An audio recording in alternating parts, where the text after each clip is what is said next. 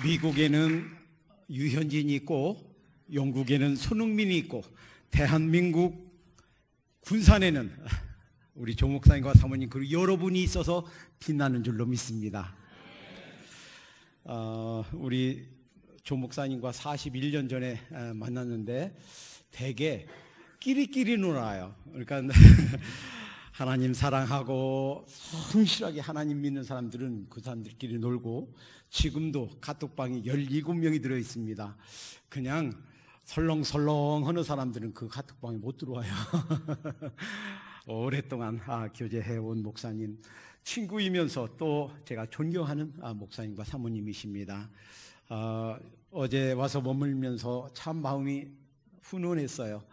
여러분들이 열심히 섬겨서 예배당과 교육관, 선교관, 어린이집 이런 모습 보면서, 그리고 선교관에 지내면서 이 5성급 호텔보다 더 편안하다, 모든 것이 완벽하게 준비되어 있고 참 잘 쉬었습니다.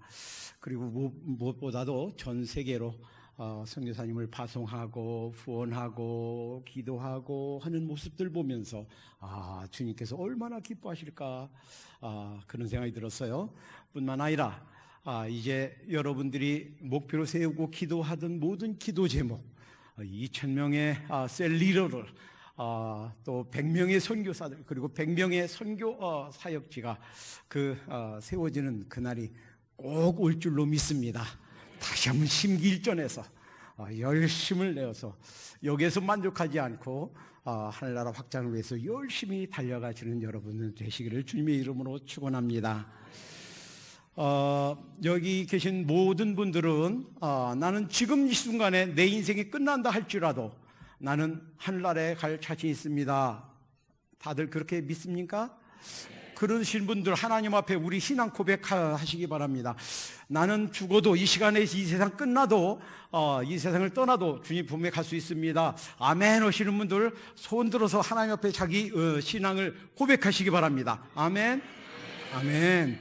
그런데 가끔 혹시 자신 있게 손을 못 들으신 분들이 혹 계시다면 그거 잘 모르겠어요. 아직은 거기까지는 제 신앙이 아직 미치지 못한 것 같아요 라고 생각하시는 분들은 이 문제 오늘 중으로 해결하시기 바랍니다. 목사님도 계시고 부목사님도 계시고 전사님들, 우리 집사님들, 주일학교 선생님들 계시니까 상담하세요. 이것보다 더 귀한 것이 없습니다. 우리의 일생 살면서 70, 80, 좀 길으면 90, 100 일평생 사는 동안에 이것보다 더 중요하고 이것보다 더 긴급한 일은 없는 줄로 믿습니다. 이 세상 삶은요, 눈 한번 감았다 뜨면 확 지나가요. 그러나 우리의 영혼은 영원이에요. 그 영혼을 어디서 보낼 것인가 선택은 우리가 육체를 입고 있는 이 세상에 살 동안만 그 선택권이 주어진다는 사실이에요. 아무리 잘 살면 무엇합니까? 아무리 많이 가지고 떵떵거리며 높은 지위 가지고 그 좋은 건강 가지고 살면 뭐합니까? 우리의 영혼이 하나님의 그 영원한 형벌 지옥이라면 이것보다 더 불행한 인생은 없는 줄로 믿습니다. 이 문제 해결하시기 바랍니다. 그런데 이제 예수님 안에 들어와서 구원받고 하나님의 백성이 되고 나서 이제 누구나 다 원튼 원치 않든 우리가 신앙 안에 들어오면 시작되는 것이 고난이라는 학교 입학입니다. 목사님 저는 그런 거 싫은데요. 그냥 평탄하게 평안교회 왔으니까 평안하게 그냥 살면 안 될까요? 그런데 우리의 원함과 원하지 않는 것 상관없이 모든 크리스천들은 고난의 학교에 자동 입학하게 됩니다. 그런데 목사님 저는 지금까지 별 어려움 없이 살았는데요, 평탄하게 그냥 평안하게만 살았습니다. 고난 전혀 없습니다 라고 하면 둘 중 하나야. 하나는 내가 아직 본 어게인한 거듭난 크리스찬이 아니든지, 아니면 크리스찬이면서 크리스찬다운 삶을 살지 않았든지, 그저 사탄에게 치명적인 그런 열심내는 헌신적인 삶을 살지 않고 미지근한 그저 그냥 되는 대로 대충 모양만 내면서 살았는지 두 개 중에 하나라는 말이에요. 그러니까 예수님 안에 들어와서 참된 신앙과 참된 믿음을 갖고 나면 시작되는 것이 고난인 줄로 믿습니다. 그래서 오늘은 고난에 대한 일반적인 변치 않는 영원한 법칙 몇 가지와 왜 고난이 오는가, 고난의 의미가 무엇인가, 왜 우리가 고난을 겪게 되는가, 그리고 어떻게 이 고난을 이길 것인가, 우리가 고난을 당하면서 어떻게 하면 이 고난으로부터 승리할 것인가에 대해서 말씀을 살펴보겠습니다. 어떤 설교학자는 그렇게 얘기했어요. 만약에 당신이 제목 설교를 했다면 설교하고 나서 하나님 앞에 회개하시오. 이유가 있어요. 어떤 제목을 떼서 제목대로 설교하면 성경 전체의 흐름이 아니라 자기가 원하는 대로 어떤 주장을 입증해 가기 위해서 특히 이단들이 이것저것 좀 떼다가 이렇게 붙일 수가 있어요. 그런데 그 설교학자의 말이 100% 늘 맞는 것은 아니에요. 왜냐하면 아무리 본문 설교를 한다 할지라도 어느 한 성경의 한 말씀, 한 본문이 그 진리에 대해서 전체를 다 포함하고 있지 못하기 때문에 때에 따라서는 그 말씀을 중심으로 성경 전체의 가르침을 종합하고 연결하고 해서 이해할 필요가 있습니다. 이 고난에 대해서 변하지 않는, 시대가 변하고 문화가 바뀌어도 변하지 않는 몇 가지 원칙이 있는데 그 중에 하나는 이 고난은 어떤 형태의 고난이든지 간에 그 고난을 겪는 사람에게는 아픔이다라는 거예요. 우리 상처를 입어봐요. 평소에는 아무렇지도 않은 것 같아요. 근데 상처가 건드리면, 상처에 스치게 되면 아파요.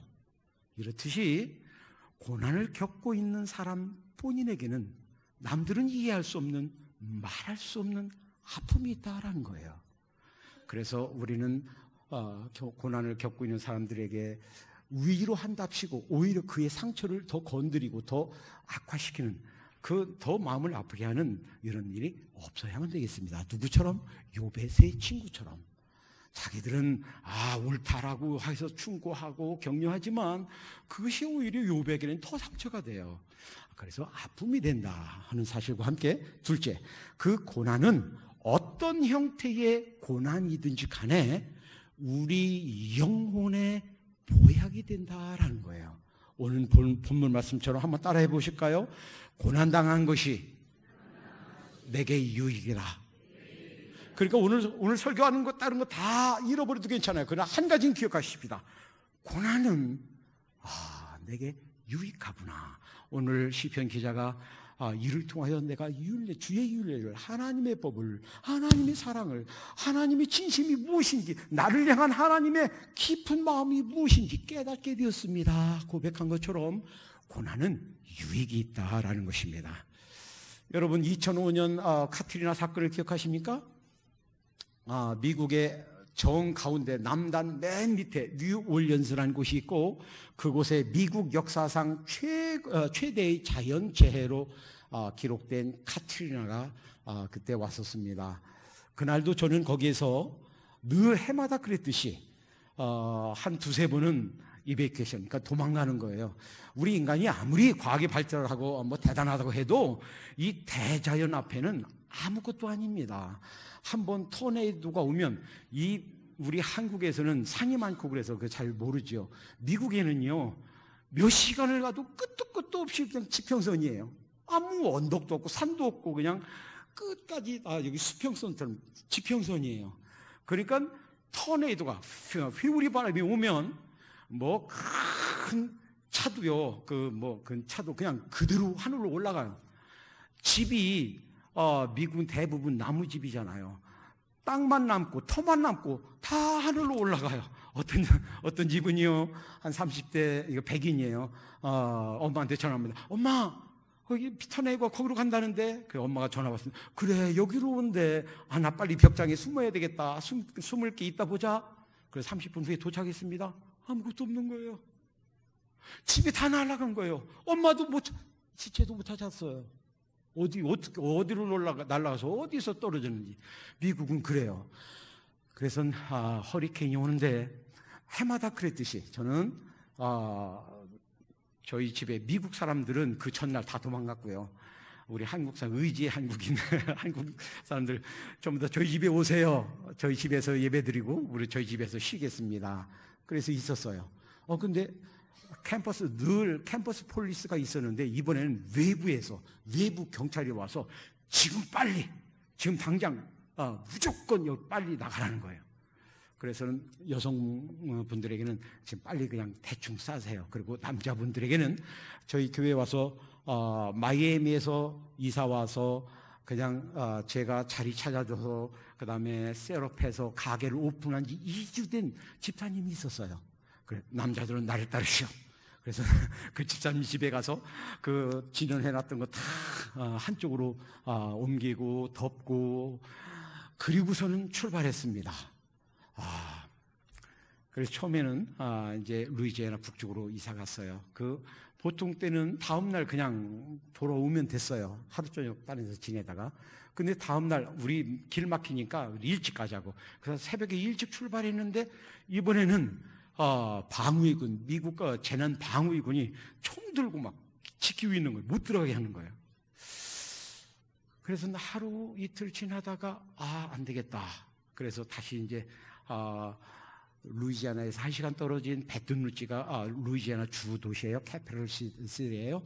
거기에서 모여서 이제 며칠 지내는데 제가 그 재난당한 교회에서 왔다고 믿는 자 안 믿는 자 다 모여서 이제 예배드린 첫 번째 설교를 저를 시키는 거예요. 뭐라고 설교할게요? 이렇게 설교했어요. 여러분, 하나님께서 왜 우리에게 이런 고난을 주시는지 알지 못합니다. 왜 수많은 사람들이 죽고 수많은 에브리띵 모든 것이 다 불이 잠겼어요. 러시아에서 온 어떤 학생은요, 모든 것이 다 잠겼는데 결혼 사진 하나만 기도했대요. 하나님, 결혼 사진 그거 하나밖에 없는데 그거 지켜주세요. 나중에 돌아왔는데요, 물이 둥둥 떠다니다 천장에 붙었어요. 결혼 사진 그 하나가 그거 하나만 건졌어요. 이렇게 어려움을 당했는데 그래서 그렇게 설교했습니다. 여러분, 우리가 왜 이렇게 고난을 당하는지, 하나님께서 왜 이런 고난을 허락하셨는지 우리는 알지 못합니다. 그러나 확실한 것은 하나님은 선하신 하나님이십니다. 하나님께서 이런 고난 중에도 우리와 함께 하십니다. 그래서요, 감사하자고, 염려하거나 불평하거나 원망하지 말고 감사하자고, 감사기도 드리고, 그리고 이제 그 다음부터 이게 며칠 갖고 안 되겠어요. 그래서 애틀란타에 있는 친구 목사님이 전화했습니다. 친구 목사님, 그랬더니 이 목사님 오세요. 그래서 미국에 오래 살고 영어가 되고 그리고 친척집이 있는 사람들은 각자 알아서 가라고 하고, 미국에 온 지 1년 안 돼서 영어도 안 되고 크레딧 카드도 없고 어디 친척도 없고 오갈 데가 없는 내 가족 14명은 저를 따르시오. 해서는 애틀란타로 이제 동북쪽으로 이제 올라갔어요. 가다 보니까요, 기가 막혀요. 하나님의 손길, 이 대자연의 손길 앞에서는 자기를 내세울 거 아무것도 없습니다. 동쪽으로 가다 보면 바다를 지나는 그 다리가 있어요. 이 다리가요, 강판을 누가 번쩍 들었다가 놓은 것처럼 이렇게 있다가 한쪽이 번쩍 들렸다가 내려가서요. 동강 다 끊어졌어요. 한국은 지금 이제 나무 전봇대가 별로 없죠. 지금도 미국은 나무 전봇대가 태반이에요. 대부분 다 나무 전봇대예요. 나무 전봇대가 성냥개비 꺾어놓은 것처럼 동강 반 다 꺾어졌어요. 큰 고압선, 철탑으로 된 큰 고압선, 그 굵은 고압선이요, 누군가가 실을 막 풀어서 막 엉클어 놓은 것처럼 그 고속도로에 고압선이 다 끊어져서 빙글빙글 있어요. 모든 간판 다 날아갔고요. 어떤 집은 다 날아가서 집터만 남아 있고요. 가면서 그 중에 이제 태어난 지 몇 개월 안 되는 젖먹이 아기가 있었어요. 그 엄마, 그 아빠가 얼마나 걱정돼서 그 가스스테이션도 없지요. 모든 가게 문 닫았지요. 가다가 이제 가스가 떨어지면 저 휘발유를 가스라고 그래요. 미국에서는 휘발유 떨어지면 이제는 오갈 수가 없어요. 그걸 넣을 수도 없어요. 그때마다 그 겁에 질려서 막 새파랗게 질려 있습니다. 그때마다 잠시 쉬어서 기도하자 하고서 무슨 기도했게요? 감사 기도했어요. 하나님, 왜 이런 어려움을 저희에게 허락하시는지 우리는 다 깨달아 알 수는 없지만 하나님 감사합니다. 이 고난을 인해서 감사합니다. 왜? 이 고난을 통해서 무엇인가 우리가 알지 못하는 하나님의 뜻과 섭리를 이루실 것을 믿으니 감사합니다. 감사했어요.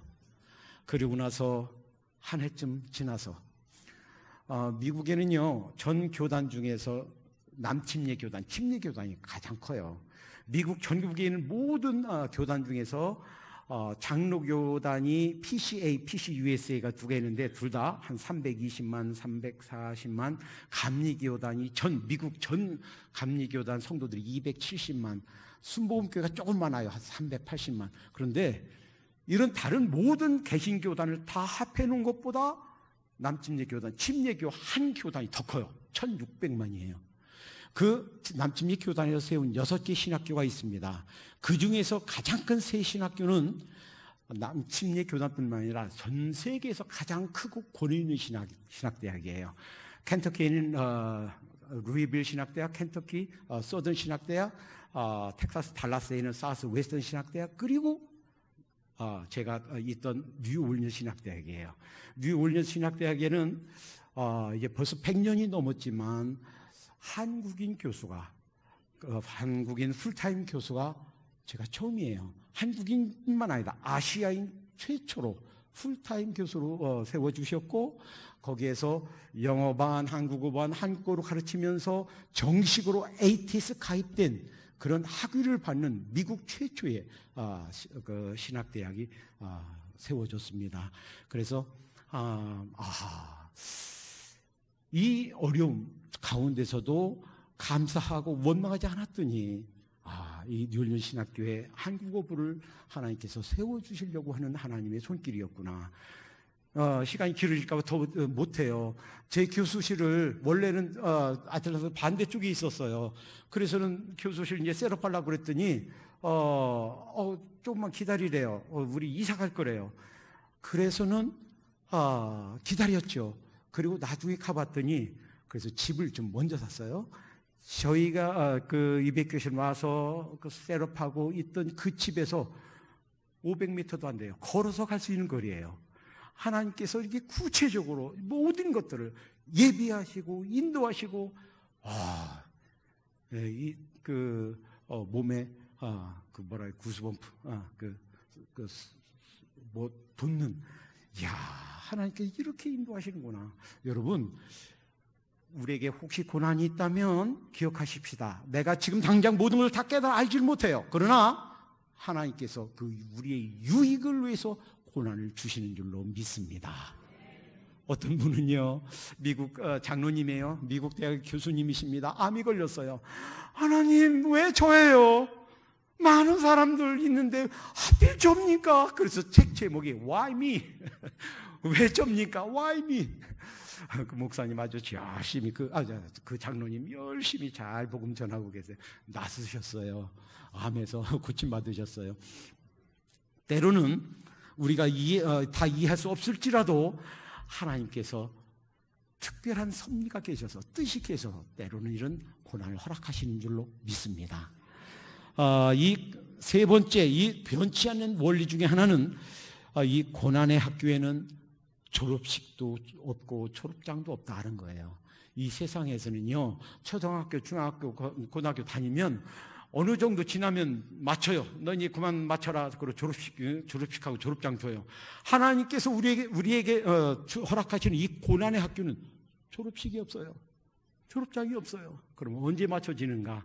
이 세상 육신 장막을 벗고 이 세상 마치고 주님 품에 가는 날, 주님께서 두 손 활짝 벌리고 사랑하는 아들아, 사랑하는 딸아, 참 수고했다. 네가 내 대신 일해 줬구나.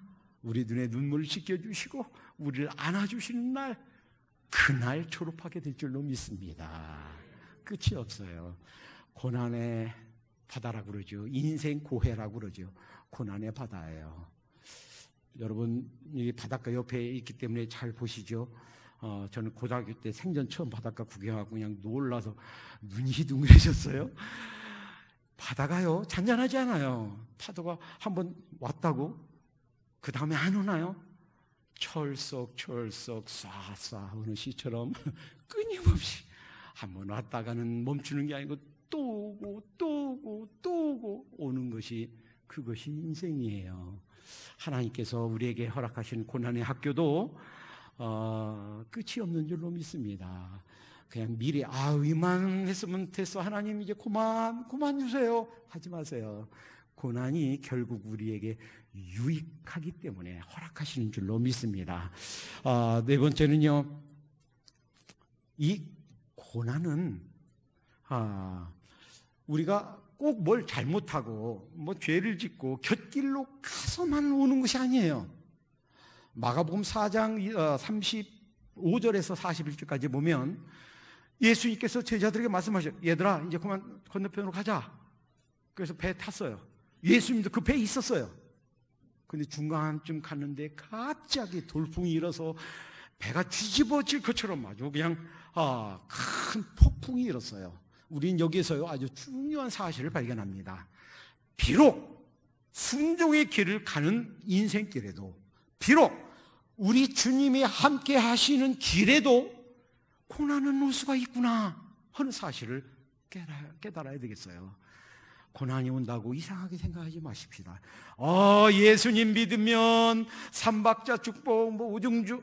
여러분, 예수님 믿는다고 다 건강하고 다 좀 부자 되고 다 병고침 받고 그러면 좋지요. 그럴 수도 있어요. 그러나 그렇지 않을 수도 있어요. 그런다고 해서 축복 못 받은 게 아니에요. 고난이 와도 하나님의 사랑은 변치 않고, 고난이 심해져도 하나님의 은총 우리와 함께 하시는 줄로 믿습니다. 자, 그러면 왜 이 고난이 오나? 고난이 오는 의미가 무엇인가? 여러 가지가 있지만 가장 중요한 거, 핵심 몇 가지만 살펴봐요. 첫째, 이 고난은 회개로 부르시는 하나님의 사이렌일 수가 있다라는 것을 기억해야 되겠습니다. 여러분, 연세 많으신 분들은 옛날에 토익금지 있었던 때가 있었죠. 엥 하면 이제 빨리 집에 가야 돼요. 잡혀요. 그렇지 않으면 다음날 4시까지 그 경찰서에 갇혀 있어야 돼요. 때로는 하나님께서 우리를 부르십니다. 딸아, 아들아, 주님께 나와라. 내가 너를 사랑한다. 부르세요. 그만 이제 회개해라. 돌아서라. 때로는 우리를 부르시는데 우리 그걸 못 들어요.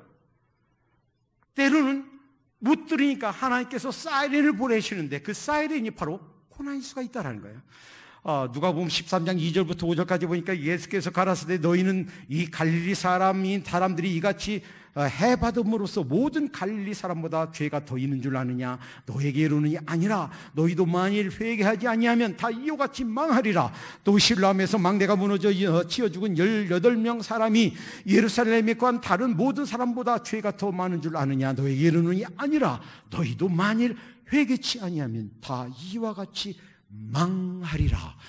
예전에는요, 지금처럼 발전하지 않아서 지금은 뭐 비행기 사고도 있고 배 사고도 있어서 뭐 몇십 명, 몇백 명이 좀 사고 당하기도 하지만 예전에는 그런 게 없어서 18명이 한꺼번에 죽었다. 이건 대형 사고예요. 망대가 무너져서 실로암에서.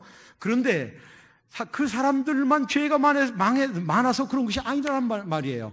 하나님께서 돌아오기를 원하는데, 회개하고 하나님께 나오기를 원하는데 나오지 않으면 그 18명 망대에 치여 죽은, 실로암에서 망대에 치여 죽은 그 18명, 그 사람들처럼 너희도 이렇게 망할 수가 있다.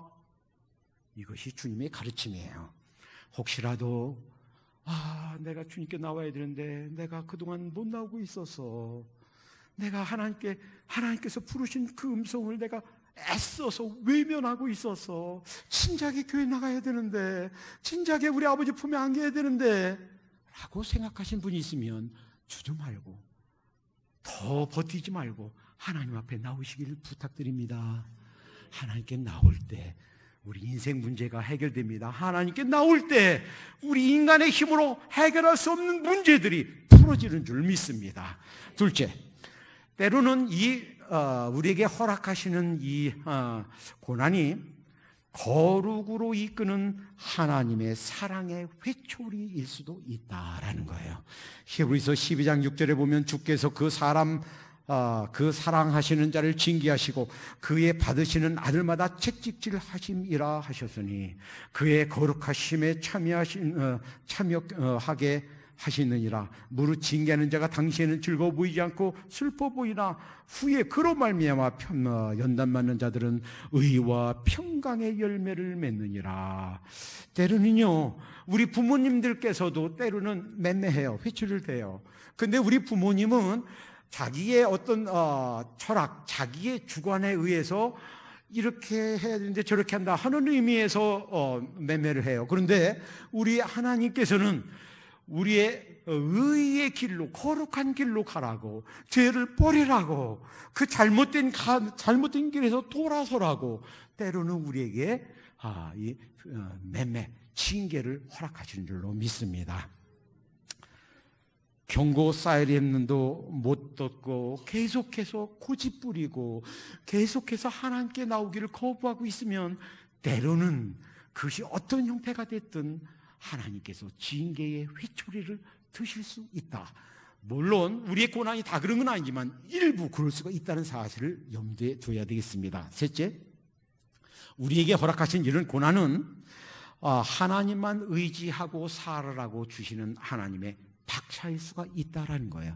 여러분, 박차가 뭔지 알죠? 말이 달립니다. 그러면 말 이렇게 말에다 놓는 발 그 밑에다 세 조각을 넣어서 말이 뛸 때마다 촥촥 하면서 달리고 있지만, 잘 가고 있지만, 오르는 길 가고 있지만, 그래도 더 열심히 하라고, 더 빨리 가라고 힘내도록 격려하는 것이 박차예요.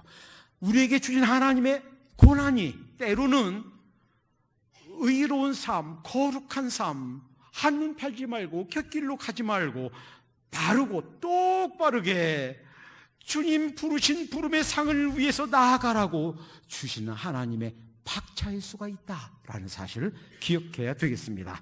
고린도후서 1장 8절에서 9절, 형제들아 우리가 아시아에서 당한 환난을 너희가 모르기를 원치 아니하노니 힘에 겹도록 심한 고난을 당하여 살 소망까지 끊어지고 우리는 우리 자신이 사형 선고를 받은 줄 알았으니 이는 우리로 자기를 의지하지 않고 오직 죽는 자를 다시 살리시는 하나님만 의지하게 하심이라.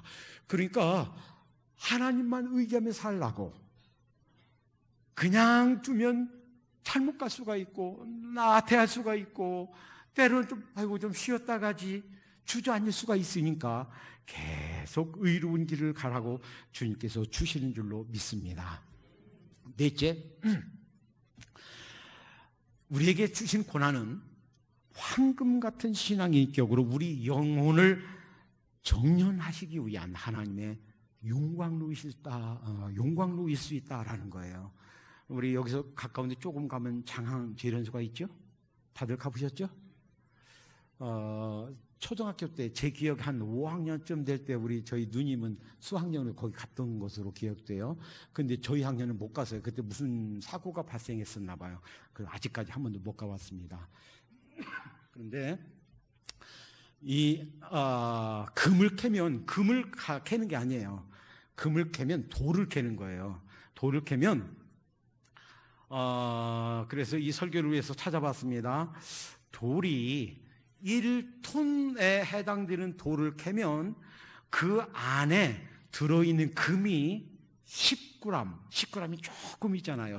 10g이 있으면 채산성이 있다 이렇게 인정한답니다. 어딘가에서 금이 발견됐다, 금맥이 나왔다 그래서 참 떠들었던 적이 있죠. 그때 금 함량이 톤당 23g이다 이렇게 밝혀졌대요. 20g이 넘으면 전국의 금광산, 금맥 중에서 최고의 채산성이 있는 그런 금맥이래요.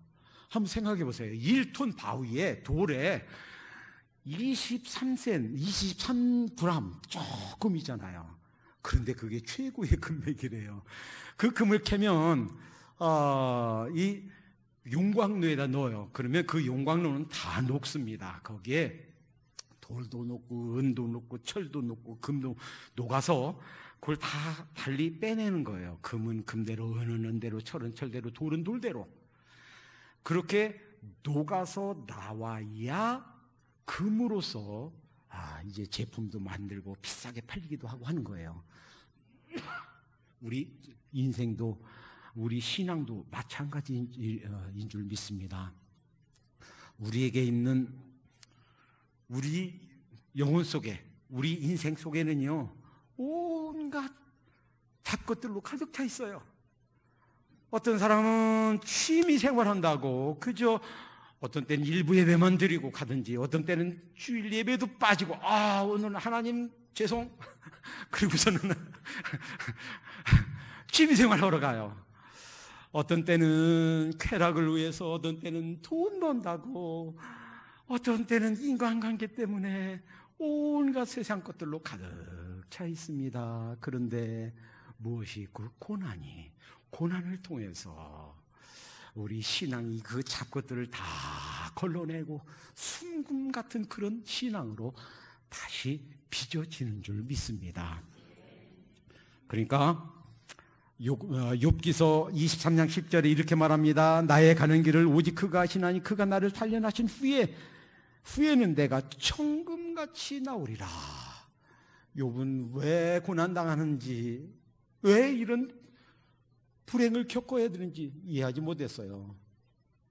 그 많은 재산들, 10명의 아들, 딸들, 그 많은 종들, 소떼들, 양떼들, 그 가축들 하루아침에 다 날아갔단 말이에요. 자기 몸에 병이 들어서 기왓장으로 긁으면서 그 아내가 하나님 저주하고 나가 죽으세요. 자기 아내가 이럴 정도로 참 이유를 알 수 없는, 까닭을 알 수 없는 고난을 당했습니다. 그러나 그 고난, 용광로 같은 그런 고난을 다 겪고 난 후에 뭐라고 고백합니까? 욥기서 42장에 보니까 이제는 전에 하나님에 대해서 듣기만 하였었더니 이제는 눈으로 보나이다. 실제 눈이 아니고 마음의 눈이에요. 영혼의 눈이에요. 그럼에도 불구하고 하나님이 사랑하셨구나. 이런 용광로 같은 이런 고난 속에서도 하나님이 지키셨구나. 나를 떠나시지 않는 분이 바로 우리 하늘아버지 하나님이시구나. 이렇게 고백한 줄로 믿습니다. 다섯 번째, 이 고난은요, 아름다운 천상의 하늘의 열매, 이 열매를 결실하기 위한 걸음, 자양분인 줄로 믿습니다.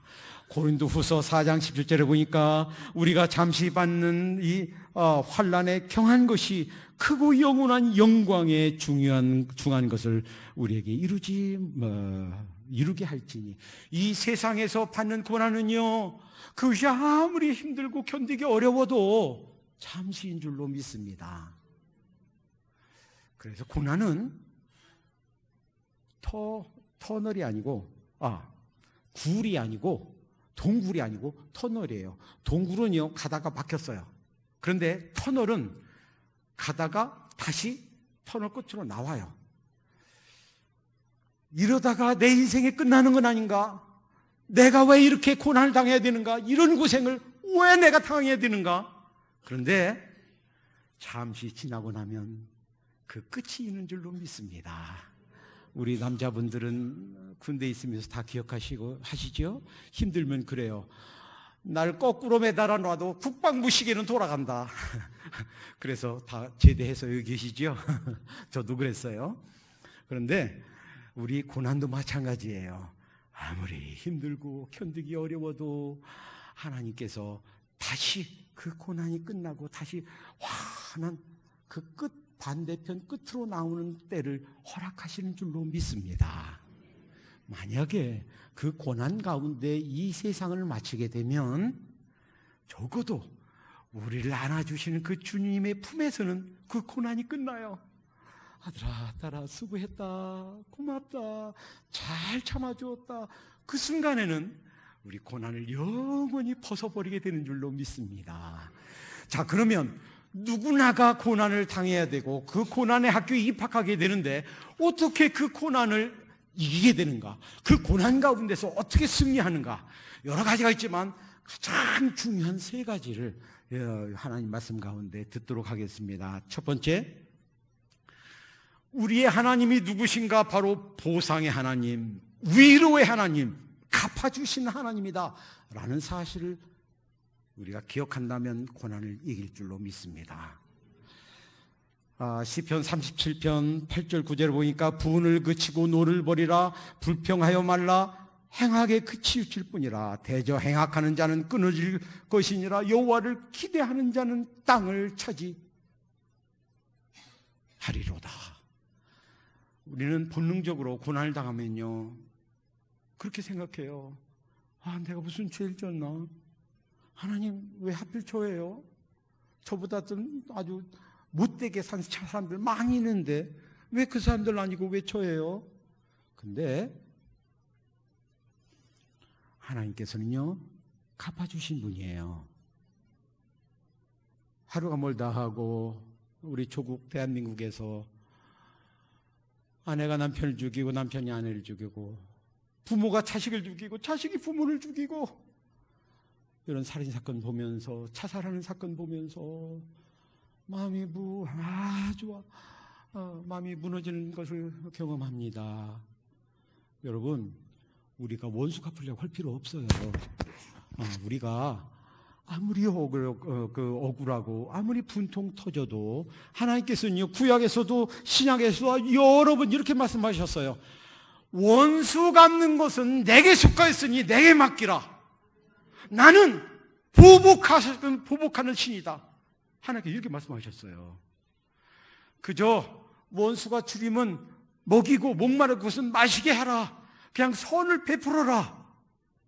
그러면 하나님께서 알아서 교통정리하시고 복을 주실 자 복 주시고 징계하실 자 징계하시고 하나님께서 하시는 줄로 믿습니다. 우리는요 아무리 억울해도 그냥 하나님께 맡겨버리십시다. 하루 저녁은 마태복음 1장 족보 나오는 곳이지요.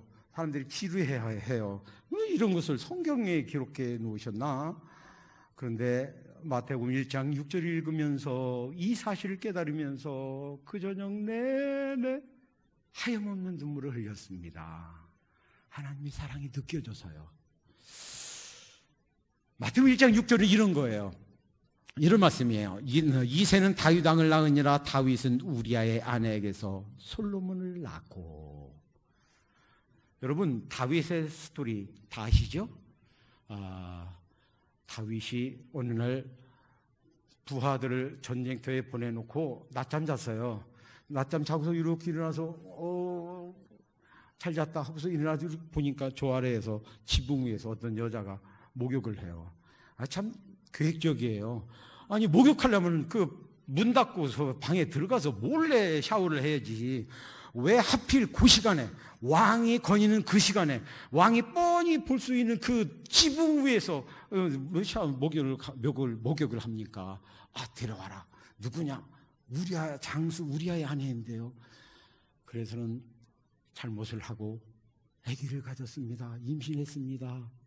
그래서 완전 범죄를 꿈꿉니다. 여봐라, 우리아 장군을 오게 해라. 그래서 술을 잔뜩 먹이고서 집에 가서 자라. 이 우리아 장군이 얼마나 충직한지요. 집에 안 가겠다는 거예요. 그래서는 억지로 떠다니니까 집까지는 갔는데 집 안에 안 들어가고 집 앞에다 멍석 깔고 나 여기서 잘렵니다. 나의 동료, 나의 부하들 죽느냐 사느냐 생사 고락간에 있는데 전쟁 중에 있는데 내가 어떻게 집에 들어서 잠을 잡니까? 집에 들어서 안 자는 거예요. 거기에 편지를 써줍니다. 그 편지 내용이 뭐예요? 요압 장군에게 가서 우리아를 전쟁터 최전선에 보내고 그리고 요압 장수만 남겨놓고 니네 빨리 후퇴해라. 뭐래요? 죽이라는 거예요. 적군의 집중 공격을 받아서 죽게 하라는 거예요. 자기를 죽이라고 쓴 편지 가면서 그 꺼내서 읽어봤으면 도망쳤을 텐데 그 꺼내 읽지를 않은 거예요. 얼마나 충직스럽고 얼마나 이 충성스러운 황소같이 그렇게 충성스럽고 우직한 장수를 죽게 했습니다. 완전 범죄인 것 같았어요. 한번 생각해 보세요. 이 우리아 입장에서는 이제 주님 품에 가서 죽고 나서 내려다보면서 다 알았겠죠. 아이고, 그 함정이었구나. 내 아내를 가로채려고 하는 함정이었구나. 알았겠죠? 얼마나 분통했겠습니까? 그런데 이제 죽었으니 이제 어떻게 하지 못하죠.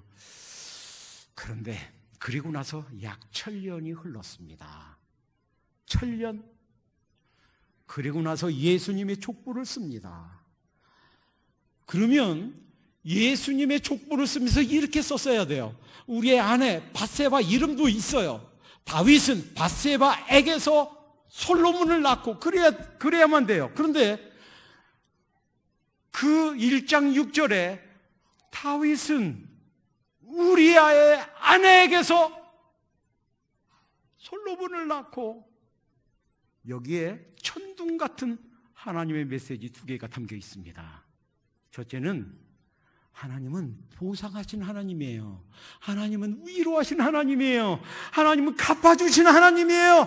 우리가 어떤 고난을 당한날지라도 그 고난에 대한 보상을 다 갚아주실 분이 우리 하늘아버지이신 줄로 믿습니다. 이 밧세바에 대해서 밧세바라고 쓰지 않고 우리아의 아내에게서라고 쓴 그 한마디 때문에 주님 품에 가 있는 우리아는 말할 수 없는 감격의 눈물을 흘린 줄로 믿습니다. 얼마나 위로가 됩니까? 예수님의 족보에 또 하나가 있어요. 이 다윗이 그런 범죄를 지었는데, 그리고 완전 범죄를 해서 그런 나쁜 짓을 했는데, 왜 하필 그 우리아의 아내에게서 난 솔로몬을 왕으로 세웠는가? 거기에는 비밀이 있어요. 이 다윗이 비록 죄를 지었지만 하나님 앞에 회개했습니다. 하나님, 잘못했어요. 나단 선지자가 책망할 때 변명하지 않고, 거기에서 만약에 보통 왕 같으면 그 선지자를 죽였을지도 몰라요. 그 권한이 자격이 있어요. 그는 통수권이 있어요. 그런데 그 나단 선지자 앞에 자기가 무릎 꿇고 하나님 앞에 득죄했음을 고백합니다. 맞습니다. 제가 죄를 지었습니다. 하나님 용서해 주세요. 얼마나 울었는지 눈물로 침상에 홍수가 날 정도로 시편에 그렇게 기록하고 있단 말이에요. 얼마나 통회하고 울었는지 하나님 용서해 주세요. 하나님께서 그 용서를 받으신 줄로 믿습니다. 이 다윗이 우리아의 아내에게서 난 솔로몬을 그 후대 왕으로 세웠다는 얘기는, 하나님께서 우리를 용서하신다면 그 용서는 완벽한 용서다. 한 번 용서하면 다시는 기억하지 않는, 동의서에서 먼 것처럼 완전히 용서하시는. 옛날에는 거울이 없어서 우리 뒤를 못 봤어요. 그래서 뒤를 보려고 해도 영원히 못 봐요. 하나님께서 우리 죄를 등 뒤로 던지셨다 그랬어요. 다시는 기억하지 않는 완벽한 용서다라는 거예요. 이 다음에 예수님의 보혈을 덧입어서 주님 품에 갔을 때 우리를 용서하시는 그 하나님의 용서는 이와 같은 용서인 줄로 믿습니다.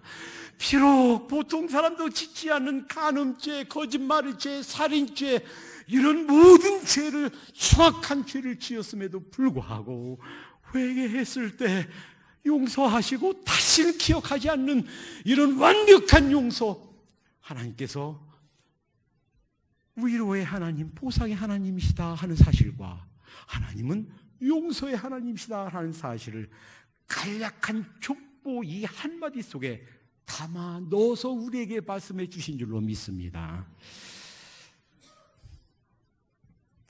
둘째, 어떻게 이 고난을 이길까?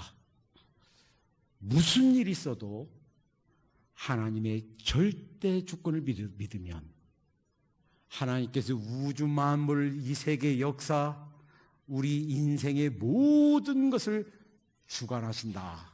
그분이 다스리시고 통치하신다라는 사실을 믿으면 고난을 이길 줄로 믿습니다. 한번 생각해 보세요. 요셉이 그 형들에게 팔렸습니다. 17살이에요. 지금 수능, 예비고사, 수능 준비해야 될 시간이에요. 그런데 가서 종으로 잡혀가서 허드렛 일을 합니다. 얘야 가서 닦아라 그러면 그 방바닥 닦고요. 담 무너졌다 그러면 가서 돌담 쌓아야 되고요.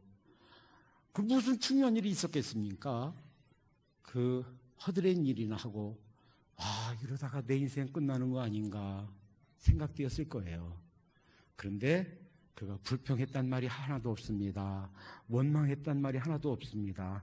만약에 그때 내가 나를 팔아먹은 그 형님들 내 그냥 두지 않으리라 칼을 빼가지고 거기서 도망쳐서 형님에게로 칼 끄고 갔더라면 구약 성경이 다시 쓰여졌을 거예요. 신구약 성경이 다시 쓰여져야만 됐을 거예요. 그런데 아무 소리 않고 그 종로로 다 감당해 갑니다. 거기에서도 종노릇에서 그치지 않고 보디발의 아내가 자기랑 잠자리 하자고 붙잡고 늘어집니다. 이 우통을 벗어놓고 도망칩니다. 화가 나니까 애매하게 저 녀석이 나를 범하려고 했다가 내가 소리치니까 그 겉옷을 놓고 도망쳤어요. 자기 남편 보디발에게 그렇게 거짓으로 해서 감옥에 갑니다. 감옥에서도 불평했다는 얘기가 없어요. 나중에 자기 아들을 므낫세 다 잊어버렸다 이렇게 이름을 지은 걸로 봐서 그 어려움을 당하는 고난을 당하는 순간순간에 그럼에도 불구하고 감사하고 그럼에도 불구하고 하나님의 절대 주권을 믿고 이러한 순간에도 하나님이 나와 함께 하신다 하는 사실을 기억하면서 기쁨으로 그 모든 일을 감당한 줄로 믿습니다. 여러분, 만약에 어떤 사람이 구급공무원 시험 보고 승진하고 해서 왕 다음에 제2인자 국무총리 자리까지 올라간다면 어쩌면 평생 해도 올라가지 못할 수도 있어요. 그런데 그 국무총리가 된 것이 언제입니까? 30세예요. 17살에 노예로 팔려가서 13년간 말할 수 없는 고난을 당했지만 말도 안 되는 인생, 내가 왜 이런 삶을 살아야 되는지 이해가 안 되는 그런 삶을 살았지만 그 13년간 고난의 세월은 성공으로 가는 국무총리가 되는 최고 그 지름길, 그 성공의 엘리베이터가 바로 이 13년간의 고난의 세월인 줄로 믿습니다. 아마도 이 노예로 살 때 그 히브리에서는 알지 못했던 애굽 사람들의 언어를 배웠을 것이고 그들의 문화를 배웠을 것이고 또 이제 억울하게 옥속에 가서는 감옥에 가서는 그곳은 아무나 오는 곳이 아니에요. 바로 왕을 수중드는 그 전국을 다스리는 장관들 국가의 중요한 인물들만 오는 그 감옥이에요. 아마도 거기에서 왕이 좋아하는 것이 무엇이고 나라는 어떻게 통치하고 나라의 법률은 어떻게 세워야 되고 이러한 통치술을 거기서 다 배웠을 줄로 믿습니다. 그러니까요, 내가 알지 못하는 고난, 내가 알지 못하는 어려움이 있다고 하면 그것 때문에 포기하고 그것 때문에 자살하고 그것 때문에 살인하고 그것 때문에 주저앉고 그것 때문에 인생 쇠고하지 말고 그럼에도 불구하고 여기에 하나님께서 함께 하신다 기억하면서 감사하고 또 그 현실을 수용하도록 하십시다.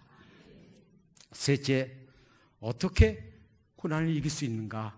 첫째는 보상의 하나님이신 거 알고, 두 번째는 하나님의 절대 주권을 믿고, 세 번째는 인내함으로, 포기하지 말고 인내함으로 고난을 이기는 줄로 믿습니다. 옛날 지금 개정개혁 나오기 전에 개혁 성경은 이 번역이 갈라디아서 6장 9절 말씀 번역이 조금 잘못됐어요. 이전 번역은 그렇게 되어 있었어요. 우리가 선을 행하되 낙심하지 말지니 피곤하지 아니하면 때가 이르매 거두리라. 그래서 저는 피곤하지 않으면 그래서 막 힘들어도 안 피곤해요, 괜찮아요, 늘 그랬어요. 그런데 나중에 보니까 원어가 잘못됐어요. 원어에서 번역이 잘못됐어요. 피곤하지 아니하면이 아니라 포기하지 아니하면, 기브업하지 아니하면, 이런 뜻이에요. 그 이번에 개정개혁에는 잘 돼 있어요. 그렇게 번역이 돼 있어요. 아무리 힘들어도요, 인내하면, 참으면 그걸 다 견디게 되는 줄로 믿습니다. 아무리 힘들어도요, 우리 주님의 고난을 기억하면 다 이길 수 있는 줄로 믿습니다.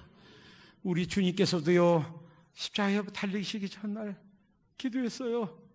아버지요, 할 수만 있으면 이 잔을 내게서 지나가게 하옵소서. 그러나 내 뜻대로 마옵시고 아버지의 뜻대로 하시옵소서. 얼마나 힘들고 얼마나 고민스럽고 얼마나 힘들었으면 그렇게 기도했을까요? 제자들에게 와서 좀 나를 위해서 기도해달라고 그러는데 와서 보니까 쿨쿨 잠만 자요. 얘들아, 한시도 나를 위해서 기도해 줄 수 없더냐 뿐만이 아닙니다. 잠시 후에는 이 베드로가, 다른 사람 다 주님을 버려도 저는 주님 버리지 않을 겁니다 했던 베드로가 예수를 모른다고 그것도 맹세하면서 부인합니다. 얼마나 속상했겠어요. 얼마나 배신감이 들었겠어요. 그런데 그 속상해도 배신감이 들어도 그 고난은 포기하지 않습니다. 십자가상에서 주님께서 외마디 비명을 지르십니다. 엘리 엘리 라마 사박다니, 나의 하나님 어찌하여 나를 버리시나이까. 하나님께 버림받았어요. 그 순간은 여러분과 저를 대신하여 십자가에서 죄값을 치르시고 있는 순간입니다. 그 고난 중에서도 말할 수 없는 이 세상의 모든 고통이 한순간에 밀려오는 것 같은, 머리에서 찔린 머리에서 수도 없이 고통이 밀려오고요, 손과 발에서 그 고통이 밀려오고요. 그런데도 주님께서 포기하지 않으셨습니다. 그 인내 때문에 끝까지 참으신 그 고난을 감내해내신 그 인내 때문에 여러분과 제가 구원받을 수 있는 길이 열린 줄로 믿습니다. 이 주님의 고난을 기억하면서 우리도 고난을 이기도록 하십시다. 사실은 뉴올리언스 신학교에서 아시아 최초의 풀타임 교수가 되었지만 학교를 떠나온 뒤로 저의 가정이 깨어졌습니다. 헤어지면서 제 전처가 저에게 크레딧 카드 빚을 남겨줬습니다. 수만 불이 되는 거 주위의 사람들이 얘기합니다. 주위의 목사님 그거 간단해요. 그냥 뱅크러프시 하세요. 그냥 한순간에 싹 없어져요. 그리고요, 몇 년 지나면 뱅크러프시 했던 그 기록도 없어져요.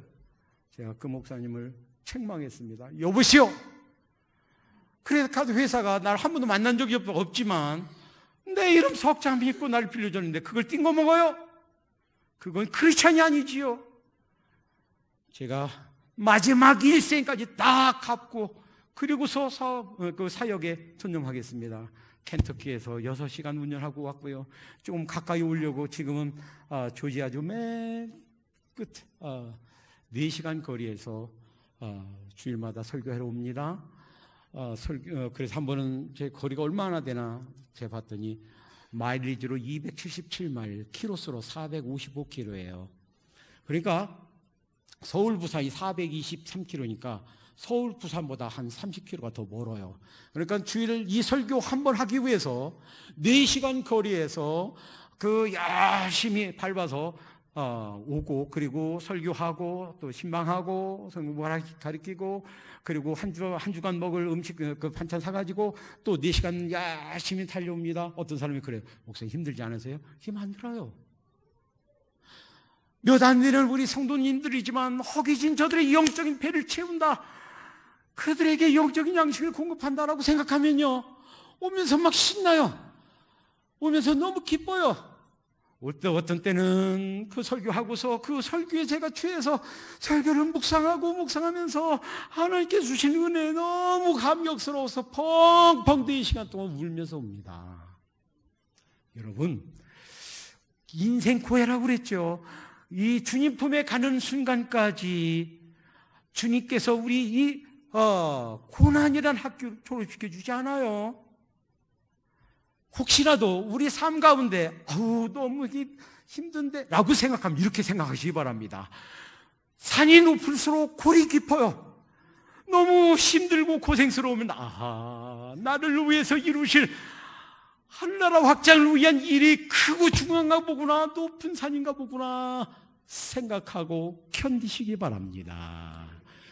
주님께서 우리를 통해서 놀라운 일을 이루실 줄로 믿습니다. 기도하십시다.